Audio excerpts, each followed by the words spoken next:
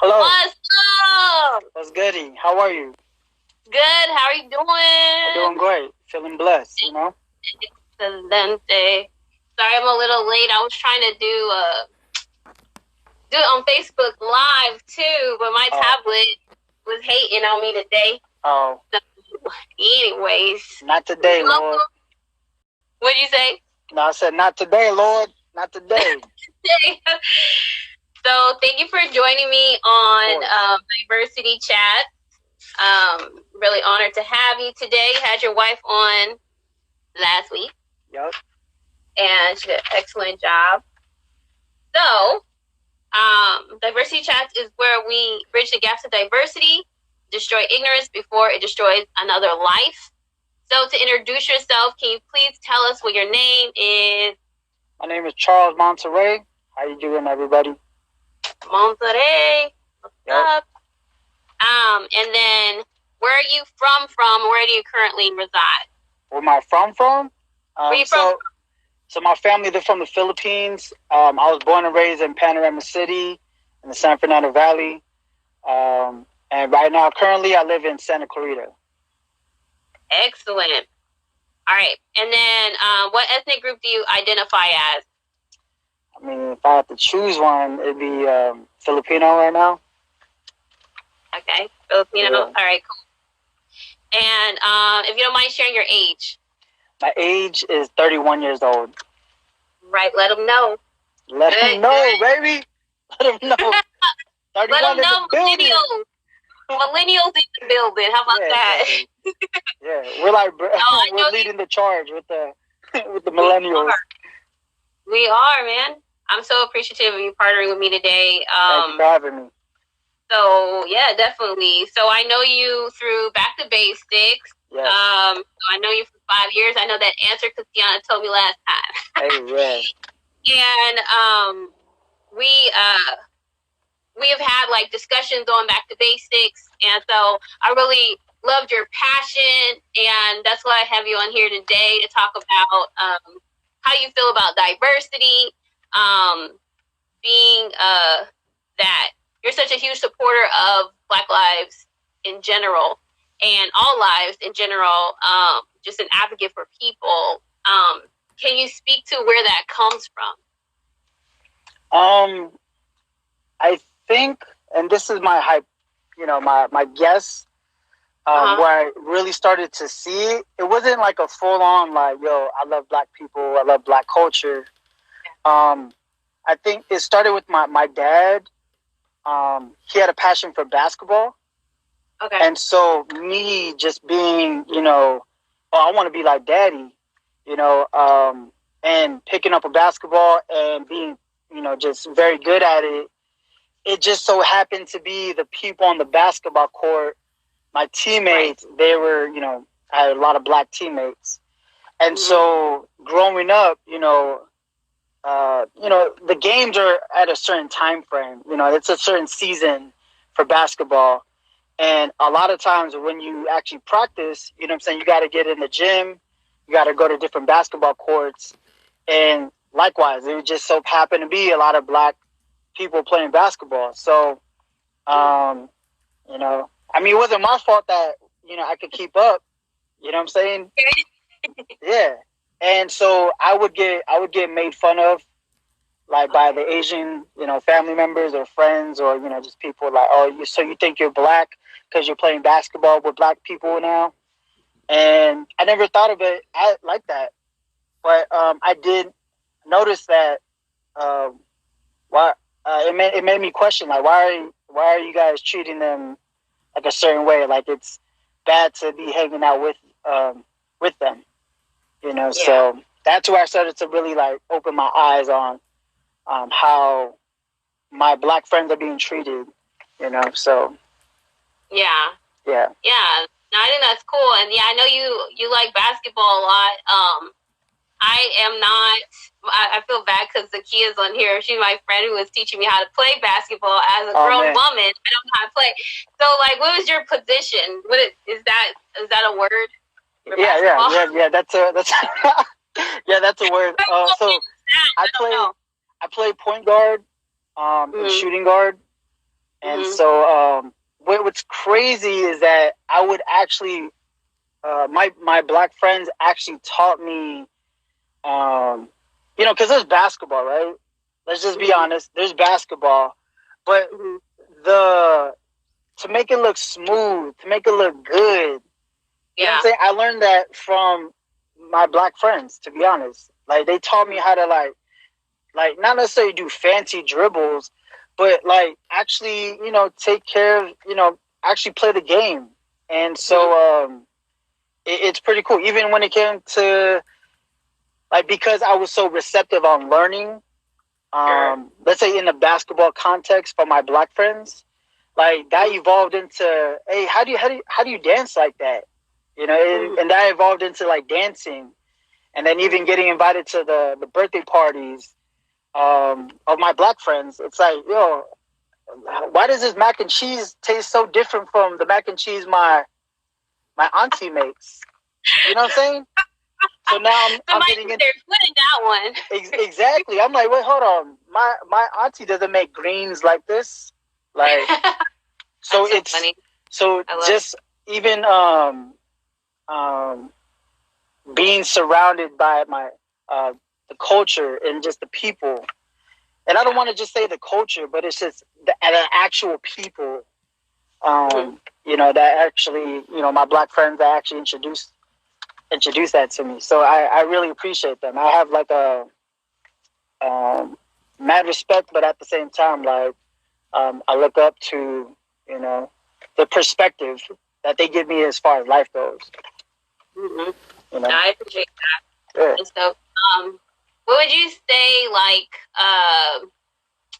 is your what is it like being someone who, because you kind of spoke on this before in another conversation I was a part of, being an advocate, or whatever the proper word is, someone who's standing in agreement with justice for all, and specifically with the Black Lives Matter movement. Right. I feel like you had talked about catching heat or something because the way you were advocating for people. So, like, what was that like? That's a great question.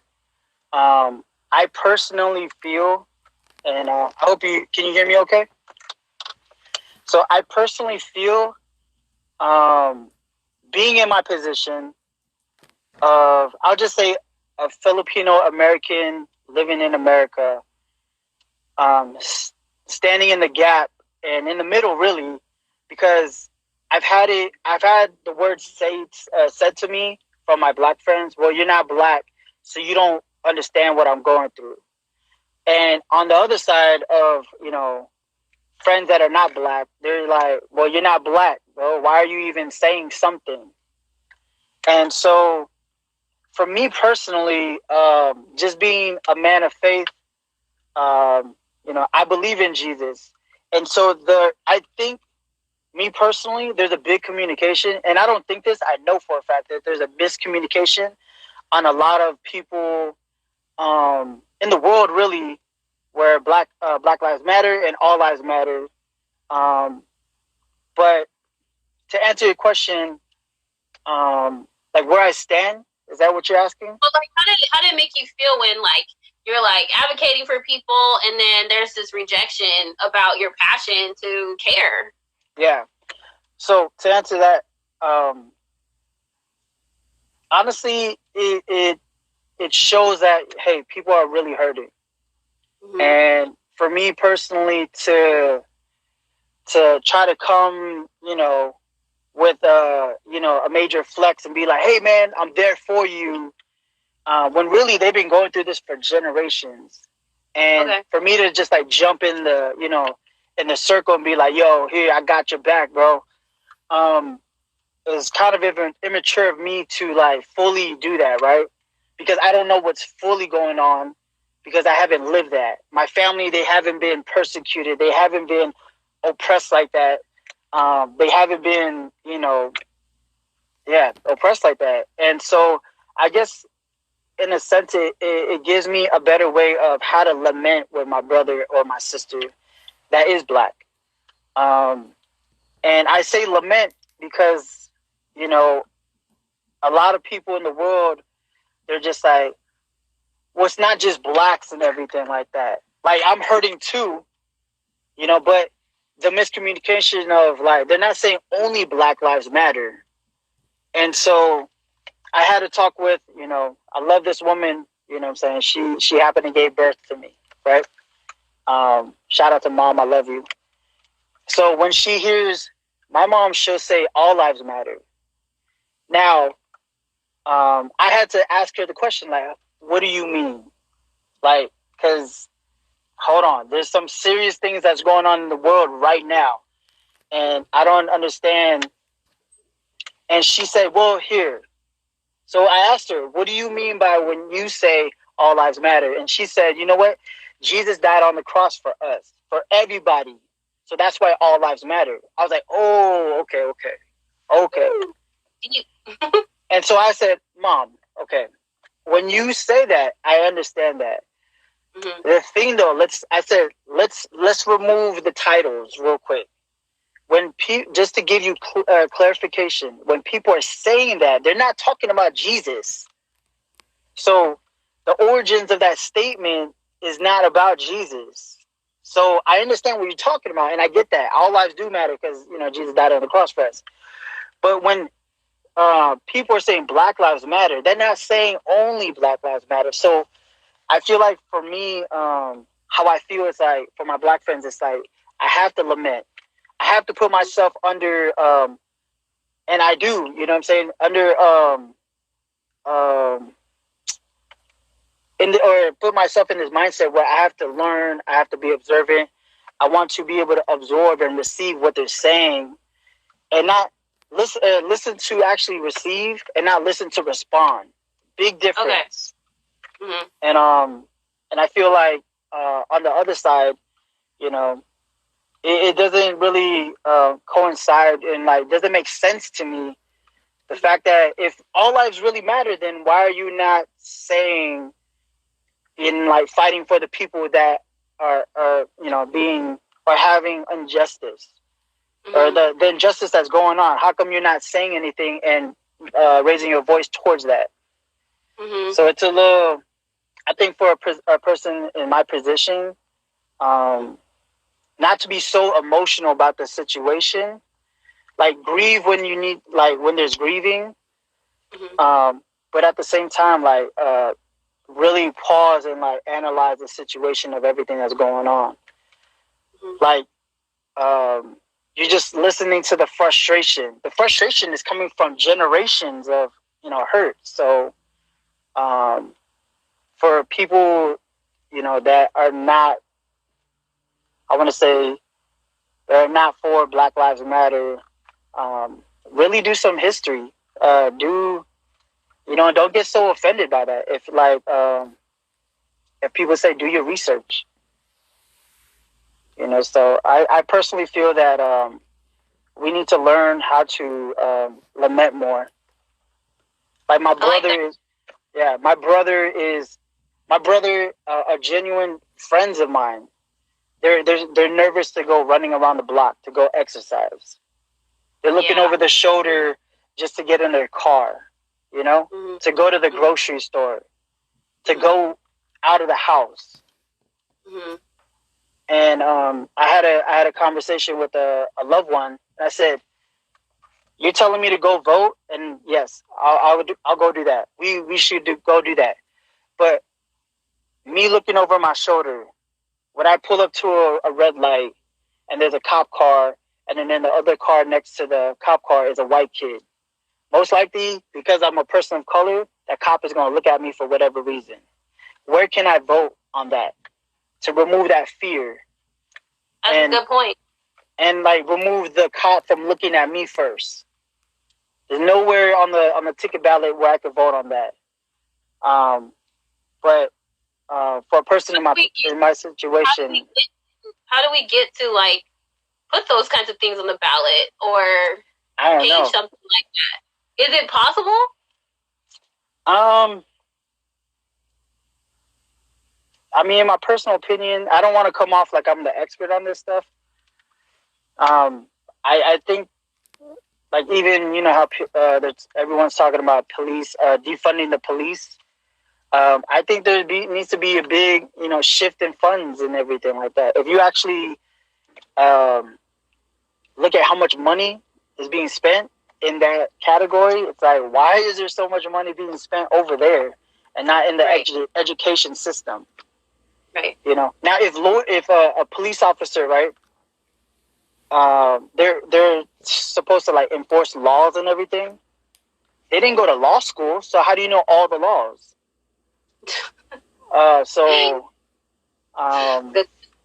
Yeah, I was reading some stuff that if police want to be police, they should go to law school as well.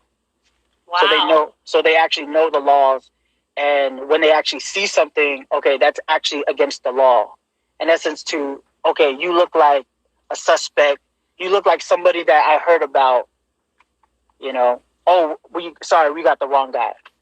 Mm-hmm. But I'm gonna call 5, 8, 10, 11 cops and everything. I don't think that's correct. I like it. Yeah. Yeah. I was just listening to a podcast. We were talking about defunding the police. They were talking to a police union member or a director of the union.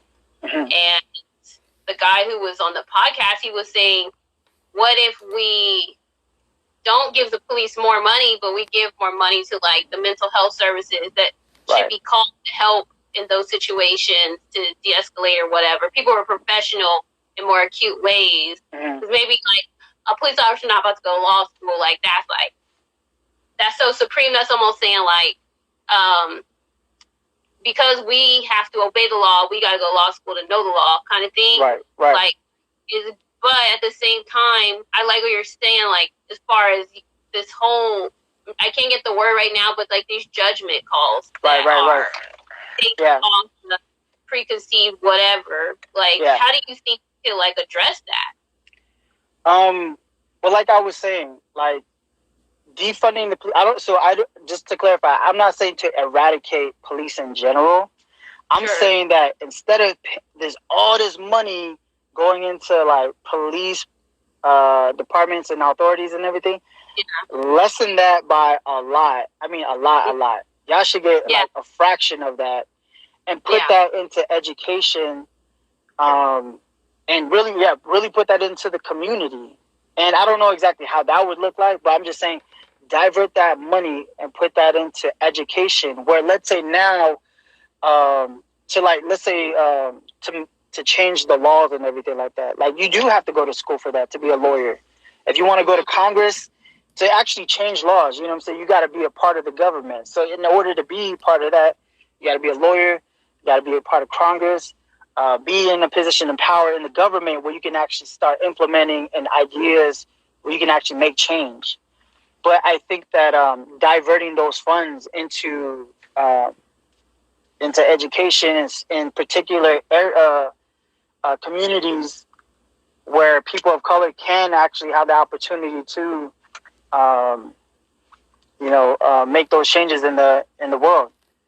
Yeah. But how do you think we can like encourage people to take up those seats and become Congress people or become people who are good lawyers or people who are good police officers? Like, how do we encourage that? There's like maybe a stigma on it right now to become those positions, be in those positions. What do you mean by that? Can you elaborate? Like, let's say like because there's just like this like negative thought process about police officers. I will never become a police officer. But what if we need you to become a police officer because you're good kind of people? Or like, what if, you think, oh, Congress, that's for white people. I'm Black or I'm Hispanic or I'm Asian. Like I'm, Polynesian. Like there's no people like that represented. Like that's not for people like me. Like how can we encourage people who want to see change take those seats and change the system? I see what you're saying. I personally, and this is just my personal opinion. Yeah. I think changing the way we think, and who we're learning from, and how we're learning things. Because if we're just saying, for instance, I'll give an example of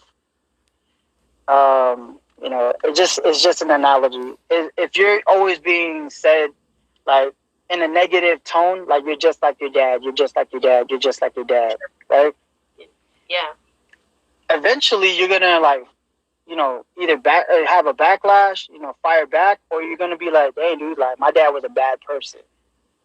So you're gonna believe that narrative, for a while. I think more so the fact of breaking the generational curse and actually focusing on how can we make that change and everything, and having those conversations and doing real research on who's actually doing that in our communities or in the world, and seeing how we can get involved and yeah, really making changes, like consistently improving and constantly developing how I can actually make improvements in my community, in the world. Start local. If you need to be proactive, like for myself, being a man of faith, I love writing spoken word. I love writing like lyrics and poems and just spoken word and music. So I use that gift, and this is just an example, but I want to be I wouldn't say I want to be an inspiration, but I feel like God's given me a gift and a talent to write. So I just want to lead by example in my community with my peers and everything like that. Like, hey, you know what? You can do this full time. You can walk in your calling full time, and you don't have to rely on selling yourself short and trying to be part of the industry and all that stuff. Like, there's ways and people that are teaching you how to own your own business, be independent labels and all that stuff, right? And so taking the initiative and actually, and here's the honest truth. It's going to be long hours. You think 40 hours a week is long? 40 hours a week, overtime. You think that's long? Imagine like walking, and here's the thing though too. It's so much fun, and you're going to be learning so much. Like when you understand, like, yo, God's really called me to this. And it's something exciting to always talk about, So yeah. Have you created any art pieces in response to your emotions or anything you're processing in this season, like COVID or the Black Lives Matter or anything else? Have I wrote any pieces? Oh man, not exactly. The reason why too is because I'm receiving so much, and that's the thing about this. Like, I love social media, that I'm able to be informed, right? But as you're being informed constantly every day, something's happening. This person is being killed. Another Karen is out there. You know what I'm saying? It's hard to, sometimes I have to like block out the noise and just like be to myself and just like really collect my thoughts and write. So I feel like, as far as like writing a specific piece or a specific song, I haven't fully done that yet, but I plan to. Yeah. Are you saying like it's very noisy right now and it's hard to create in this atmosphere? Yeah. And I'll be honest, like, and I'll be straight up. It is somewhat of a privilege just to turn off my phone. Real.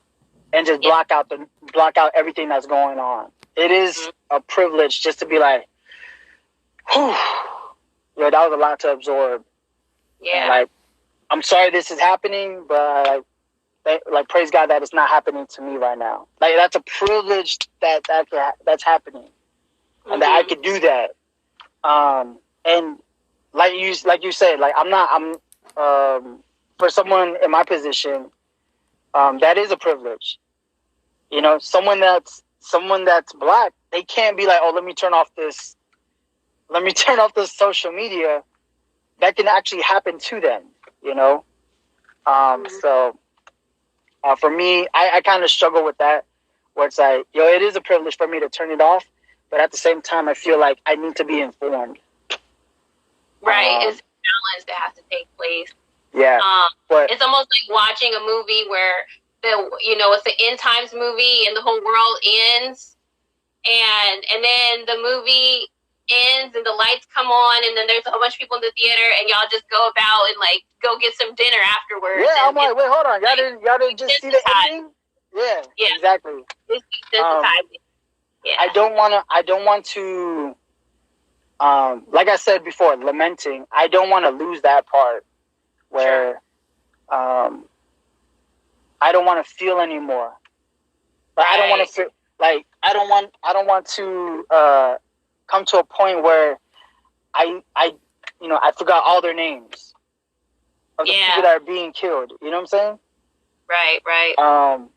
It's a hard thing to be able to do. Yeah. But maybe the balance is to just your heart just always stays available to care and to do what you can do. Yeah. Because there's no way for us to like be God and carry the whole burden, but there is this willingness, a willing heart and a surrender heart to God. Whoever He has assigned you to, you do. Your wife is saying you wrote a short piece. I did write a short piece. Yeah. I've written different parts, but not an actual direct one. What do you say Oh, go ahead. Sorry. Oh, I will say this as a warning. Yeah. If I've noticed for myself that if I really don't take care of like myself, like my mental health on these things, that it'll cause trauma for me. Yeah. So, let's say if I see a pattern of let's say next week or something like that, if I see a pattern of, oh snap, this happened before at a different time, different situation, like it can cause that trauma. If I don't address like the actual root of things, and I guess to even furthermore say, with how can we make a change, like, I feel like if it is your calling to actually, go to school, be a lawyer, go to, be in Congress and make changes, do that. If you're calling it some right policies that make changes in the community, then do that. Or if your calling is to, to do music, and, you're doing that in your community and that turns into social media, now you're, doing it in the community physically, but then also you're doing it on, a social platform across the world, then do that. Mm-hmm. I want to just like let people know, don't get so caught up in the messy stuff where it distracts you from what really God's calling you to. If that makes sense. That's solid. I like it. I do. I dig that. And then my last question is, how do you think people can use art to, well, I guess you kind of answered it, but what, can you speak more on art and how it can help with like therapy, processing traumas, or, dealing with what's going on right now? Is that something you feel like you could speak to since you're an artist, or no? Oh yeah, hands down. I think like for myself, I'll speak personally for myself on when it comes to art.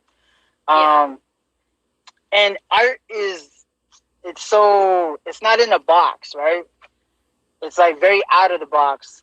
For instance, what's funny is she actually joined one of my friends, Bianca. We would do these like writing sessions, and because I had so many thoughts like going on and everything in my mind. Like as a creative, you're constantly like thinking about this and that, or like taking this idea and giving it this perspective, or if you take this idea and then you make it more creative and your own twist on it. Mm-hmm. For myself, like we would do these like writing exercises where like for 20 minutes a day, 10 minutes a day, block out everything and you just write. If you feel like writing a poem, if you feel like, let's say if you're creative and like, you draw something, take that 10 minutes and do something. And here's the key thing. It doesn't matter if you finish the idea. Just the fact that you're starting to write or do it releases that stress and, driving you crazy, especially in a time like this. Yeah. I feel like people are starting to realize it's very unfortunate that the pandemic, the quarantine and pandemic is happening. But I feel like it's a blessing in disguise for people who are really being called, because they're starting to pause everything and be still and realize, okay, all right, God, what are you really calling me to? That's solid. I like it. All right, well, thank you for your time. Of course. We have hit we hit a little bit over 30 minutes. It's refreshing to chat with you, so thank you for your time. Thank you for everybody who joined us. Please join us again on the next diversity chat where we destroy ignorance before it destroys another life. Did you have any closing remarks before we end the chat today? I will. Yes, I do. So for me personally, that writing and the creativeness. For me personally, I know my wife said it here, but it was a really great form for me to like really release and really express my thoughts and my feelings, and it was just really healing for my soul, my mind, my heart, where I can just write.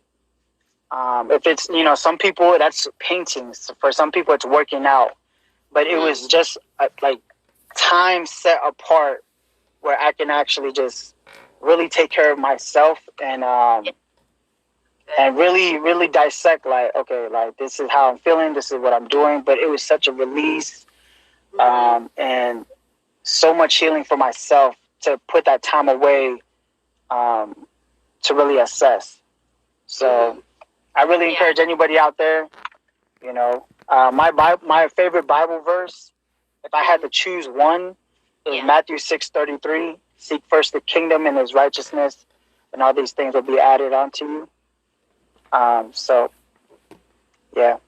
I just want to say thank you so much for inviting me on the diversity chats. Yes, sir. Thank you for being here. I was gonna say, where's your hat? Your Matthew 6:33. Oh, don't even trip. I'm trying to develop this whole website. You know what I'm saying? Okay, nice. Tell us what your business is called. Kingdom Minded LLC. That's my business, and I'm doing music. I do spoken word. I'm creating a whole clothing line, so people can stay tuned for that. I'll be launching it like shortly, but we'll see what's good. Excellent. Well, thank you for your time. I hope everyone has a blessed rest of the day, and we'll see you on the next diversity chat. Bye, y'all.